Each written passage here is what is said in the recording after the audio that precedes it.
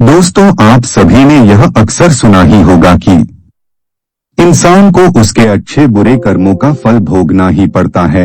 लेकिन आज की इस वीडियो में जानेंगे कि क्या माता पिता के अच्छे और बुरे कर्मों का फल पुत्र को भोगना पड़ता है। तो नमस्ते दोस्तों, हमारे YouTube चैनल में एक बार फिर से आप सभी का दिल से स्वागत है। तो दोस्तों, जैसे बच्चे अगर अच्छे या बुरे काम करते हैं तो उसे उनके माता पिता को भोगना पड़ता है।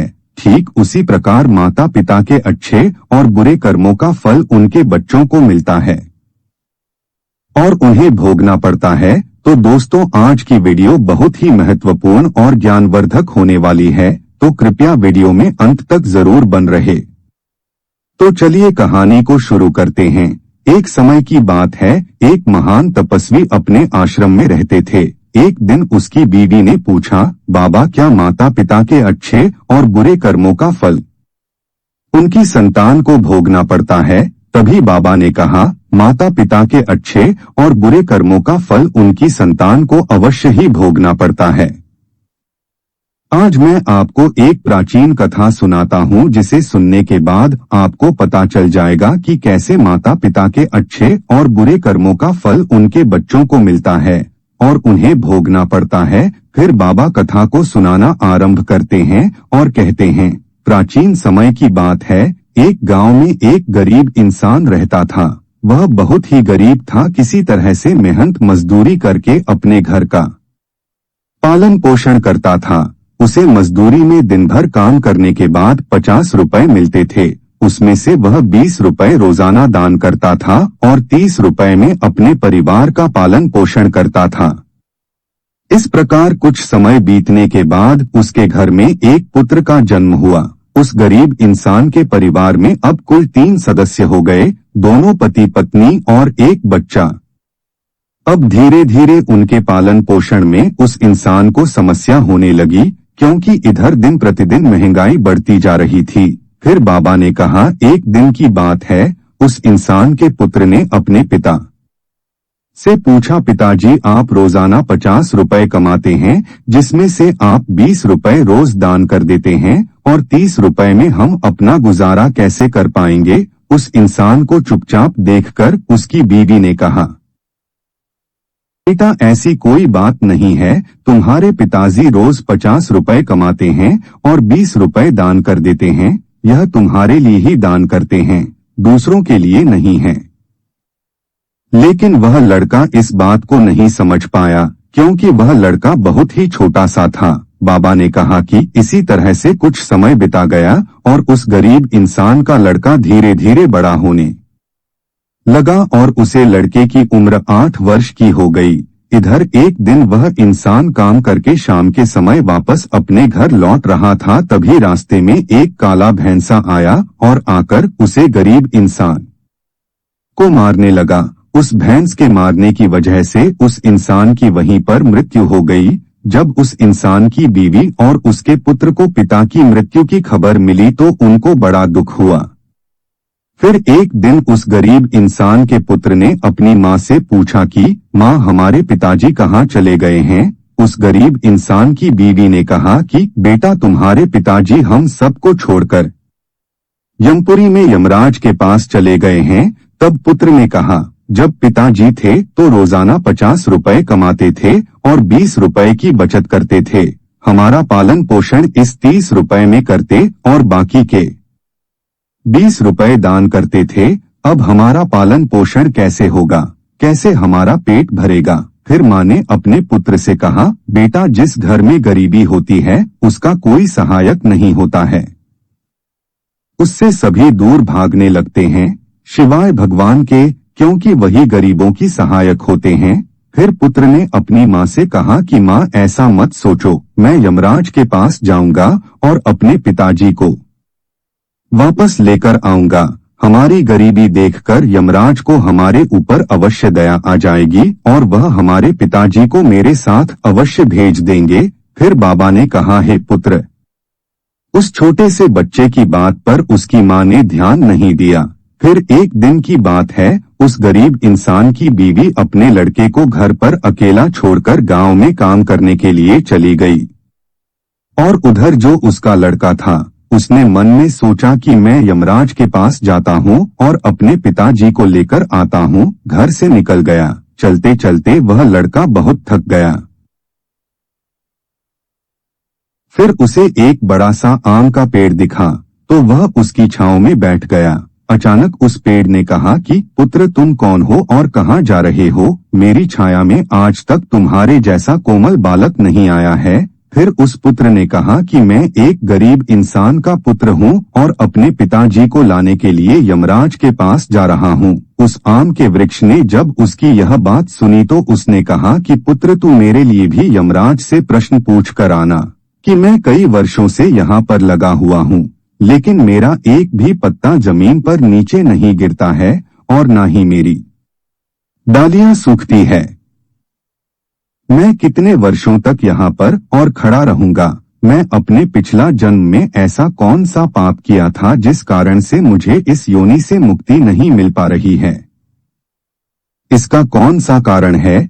तब उस लड़के ने कहा कि ठीक है, मैं यमराज से तुम्हारा यह प्रश्न जरूर पूछ कर आऊंगा। बाबा ने कहा है, पुत्री। इतना कहकर वह लड़का वहां से आगे जाता है और चलते चलते रास्ते में उसे एक इच्छाधारी सांप मिला। उस सांप को देखकर वह लड़का डर के मारे कांपने लगा और वहां से भागने ही वाला था, तभी वह इंसान की आवाज में बोलने लगा, पुत्र, तुम मुझसे डरो मत। मुझे इतना बताओ कि तुम कौन हो और कहाँ जा रहे हो? वह लड़का उस शख्स के पास गया और हाथ जोड़कर कहने लगा, हे नागराज, मैं गरीब इंसान का पुत्र हूँ और मैं यमराज के पास अपने पिताजी को लाने के लिए जा रहा हूँ। उस नागराज ने कहा कि पुत्र, तुम यमराज से मेरा एक प्रश्न पूछ कर आना। मैं कई वर्षों से यहाँ पर पड़ा हुआ हूँ, मेरे से अब चला भी नहीं जाता है। मेरे शरीर में इतनी भी जान नहीं है कि मैं थोड़ा सा भी चल फिर नहीं सकता।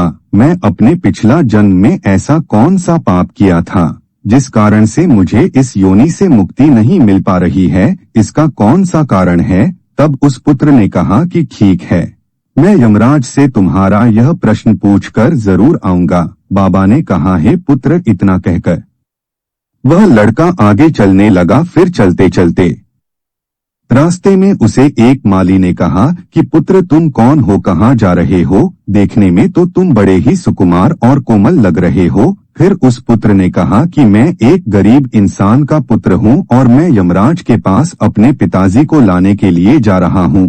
फिर उस माली ने कहा कि तुम यमराज से मेरा एक प्रश्न पूछ कर आना। मैं चलते हुए राहगीरों की प्यास बुझाने के लिए कई सालों से यहाँ पर एक बड़ा सा कुआं खोदवा रहा हूँ, लेकिन इसमें पानी अभी तक नहीं निकला है। मैंने अपने पिछला जन्म में ऐसा कौन सा पाप किया था जिस कारण से इस कुआं में अभी तक पानी नहीं निकला है?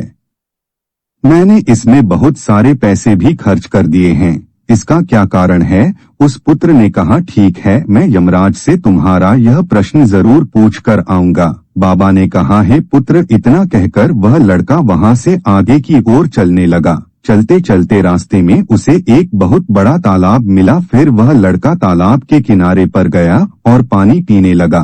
तभी उस तालाब से तनतनाती हुई एक मेंढक आई और कहने लगी, पुत्र, तुम कौन हो और कहाँ जा रहे हो? तब उस लड़के ने कहा कि मैं गरीब इंसान का पुत्र हूँ और मैं यमराज के पास मेरे पिताजी को लाने के लिए जा रहा हूँ।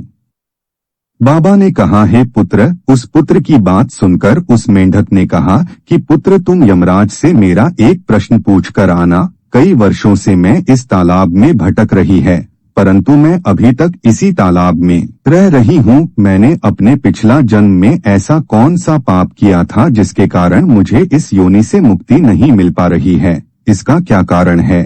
तब उस पुत्र ने कहा, ठीक है, मैं यमराज से तुम्हारा यह प्रश्न जरूर पूछ कर आऊंगा। इतना कहकर वह लड़का वहां से आगे की तरफ बढ़ने लगा। चलते चलते तालाब के दूसरे किनारे पर पहुंच गया।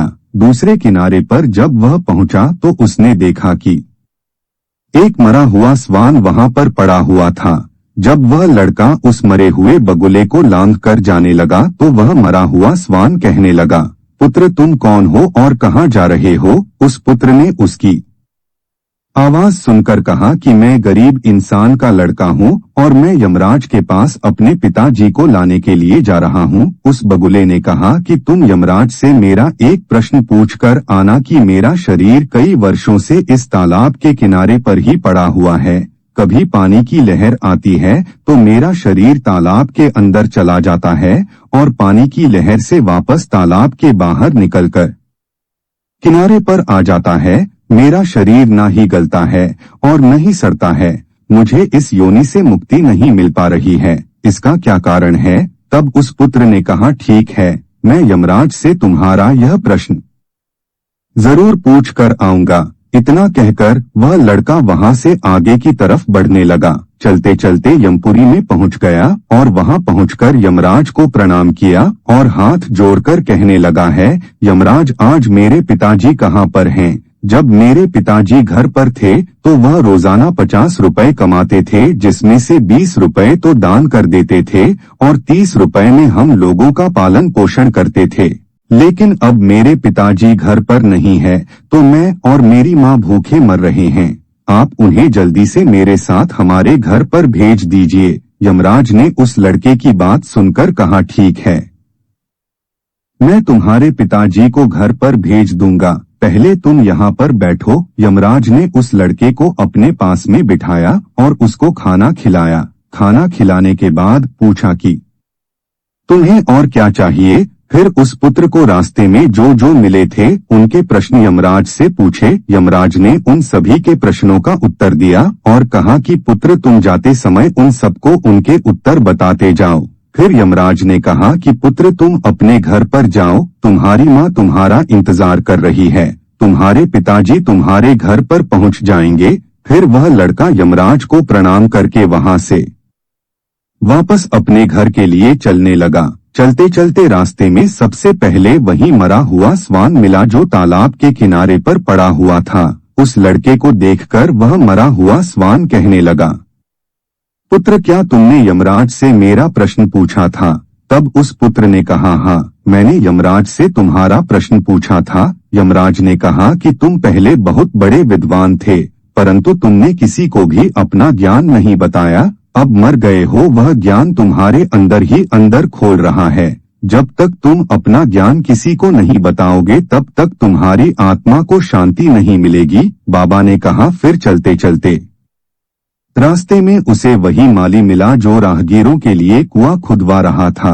उस माली ने जैसे ही उस लड़के को देखा तो बड़े प्रेम से हाथ जोड़ कर के कहने लगा कि पुत्र, क्या तुमने यमराज से मेरा प्रश्न पूछा था? उस लड़के ने कहा, हाँ, पूछा था। यमराज ने कहा कि आपके घर में एक जवान कन्या कुमारी बैठी हुई है। जब तक आप उस लड़की का विवाह नहीं करोगे और कन्यादान नहीं करोगे तब तक इस कुआं में पानी नहीं निकलेगा। पहले जो तुम्हारा काम है उसे पूरा करो। जो भगवान ने तुमको दायित्व सौंपा है उस पर ध्यान दो। पहले आप कन्यादान करो, उसके बाद इस कुआं खुद पानी भर जाएगा। फिर उस माली ने कहा कि मैं अपनी लड़की के लिए लड़का कहाँ ढूंढने के लिए जाऊंगा?